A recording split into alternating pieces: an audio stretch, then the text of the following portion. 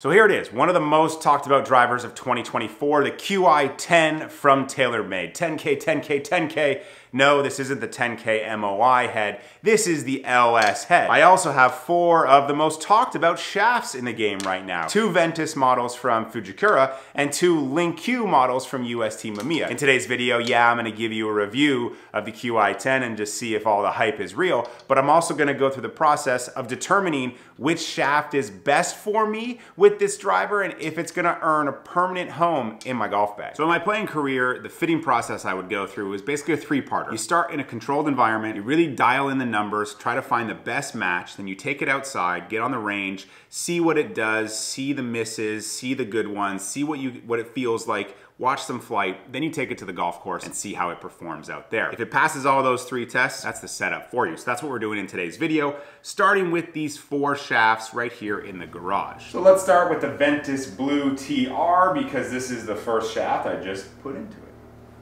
I've tried this shaft before to mild success, and in here, the numbers were fine. Ball speed was kind of low, but that was because I was just hitting it a little bit all over the club face, and that's just the way that this shaft kind of kicks and reacts, being a little softer in the middle. It just doesn't deliver the club face right behind the ball consistently for me. But that being said, the dispersion and the shot pattern with this new driver and how forgiving it's meant to be was really impressive, but the numbers and the ball speed just weren't good enough, and the feel certainly wasn't there. So Ventus Blue TR was already out of the equation. So now we've got the UST Mamiya Link White. I've hit this in the Strixon driver last year with the black, and they both felt really, really stable, really good. I think this one's a little higher spinning one, so it might be a good driver shaft setup.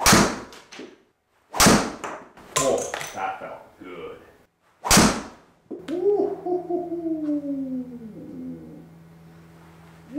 Number-wise, you just see a better pattern of numbers, a great shot pattern. It was feeling really good. It impressed me. Definitely wasn't an instant no. This was one that was gonna be left for some consideration depending on how the next 2 shafts performed. Now we'll go Ventus Black, which I've used for 3 years now, and I trust, I really like.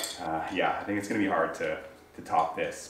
Gosh, that's just exactly the shot I want to hit. Numbers wise, it was good. A little bit of a sidestep from Link White. Nothing even better, but nothing even worse. Numbers were about the same, so that kind of made me go, okay, we could have some fun with this out on the range. But it just felt like I had to work a little bit harder with it. It didn't feel as easy or as smooth or as predictable as it's felt in the past for me. It felt like I had to work harder to get those numbers when Link White, I was just swinging it and getting those numbers. Well, dumb me, I forgot to press record, and I've hit 4 with Link Black, and it is just, I've been saying wow over and over and over again. Oh, the camera wasn't running, but this is just, yeah.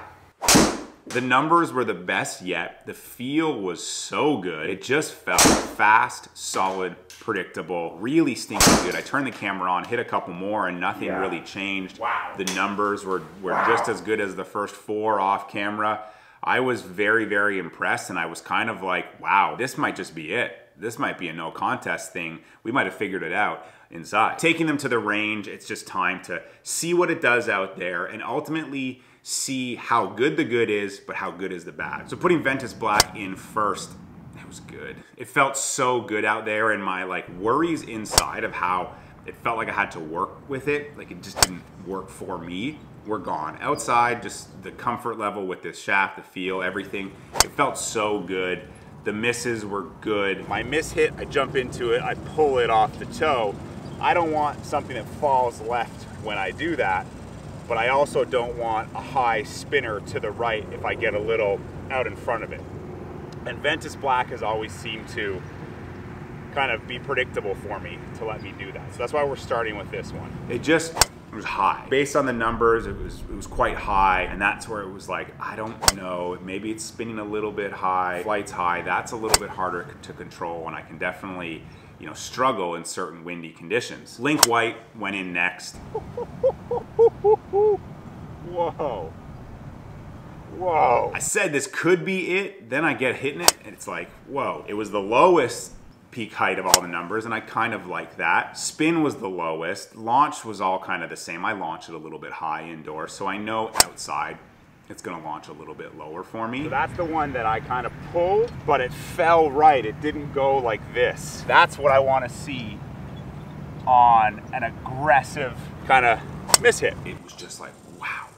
Wow, this is really, really good. Then putting lin-q black in, and as a little caveat, I actually got to play with this before I did this testing. I got invited last minute to a media day shamble. So this was like the forerunner based on my indoor testing. So I put it in the bag to go play this shamble. And it was good, but the mishit out there, you know, when I tried to kill it, trying to drive a green or whatever, I'd get as close to a green, pull it left, and it fell left. So that made me kind of have a little bit of hesitation that maybe this thing wouldn't deliver for me when I, you know, try to kill it, or it arms outrace the body a little bit. So broke from the process a little bit, but I learned a lot. So there on the range though, this was still performing how I thought it would perform, how I've seen it. lin-q white, based on my range testing, this was it. So now it was time to go play with it. So before I dive into the round, let's just, you know, quickly dive into this driver. It looks phenomenal. I love the new look. I love that there's no matte little black bit at the top. I love when the sun hits this, you kind of see the carbon. The blue purplish face is so nice. The red face was fine,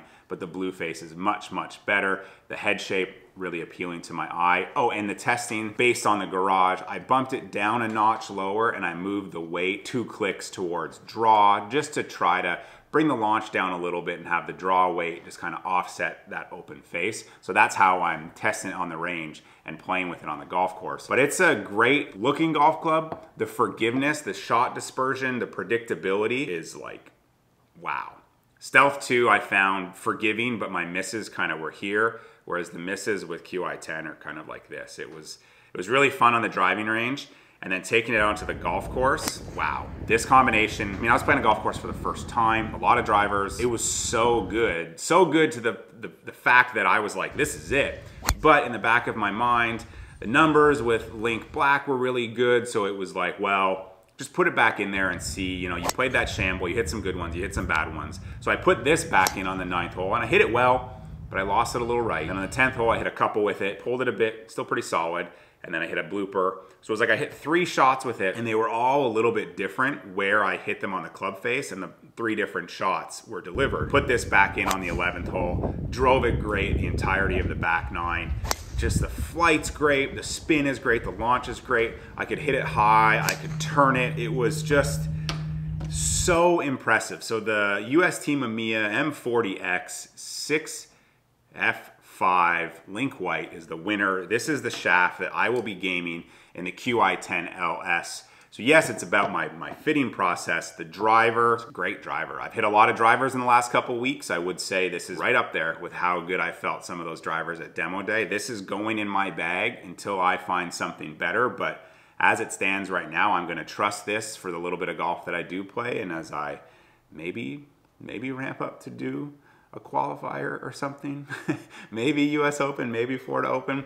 I'm driving it really well. I want to keep going. So this driver, I'm loving it. I can't say enough good things about it. This shaft is going to be the first time I'm gaming a US Team EMEA shaft. This process has been so fun, and I kind of can't wait to test this process through with other drivers this year. So we'll see you in those videos. Peace.